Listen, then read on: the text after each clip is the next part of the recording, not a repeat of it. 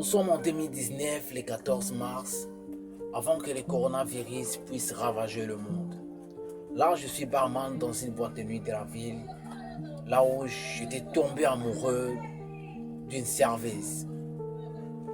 C'était une belle personne. Notre relation n'a pas duré longtemps. Mais la chose qui m'a fait parler d'elle aujourd'hui, c'est la chose qu'elle m'a dit, qui m'a resté dans la tête jusqu'aujourd'hui. Après 10 ans de notre séparation, on s'est croisés l'autre fois dans un réel et elle m'exigera une chose. Elle a dit, Sagrada, j'envisage de créer une entreprise, mais je n'ai pas l'argent. Et la banque ne me prêtera pas parce que je n'ai encore rien. Mais j'ai une idée. Je vais épargner les 10% de mes revenus chaque jour pendant 2 ans.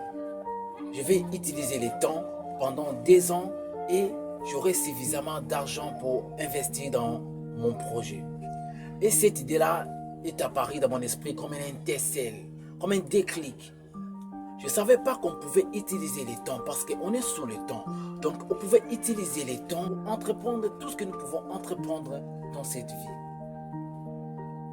Faisons du temps notre allié. Vous ne pouvez pas toujours avoir besoin de la banque. Mais vous avez le temps qui est votre premier levier. Elle mettait 10 dollars par jour pendant 2 ans et elle a eu suffisamment d'argent pour entreprendre, pour débuter son entreprise. Et cette idée-là, je ne le savais pas avant. Cela nous amène à la méthode CDIA, la partie 3. C, c'est le contrôle. D, c'est la discipline. Et I, c'est l'immobilisation. Il faut immobiliser son argent pour un moment, pour un temps.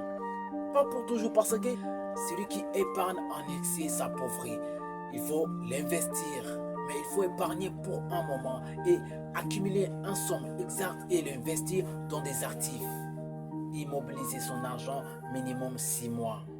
Mesdames et messieurs, chers tout le monde, rester pauvre, vivre dans la pauvreté, c'est très difficile.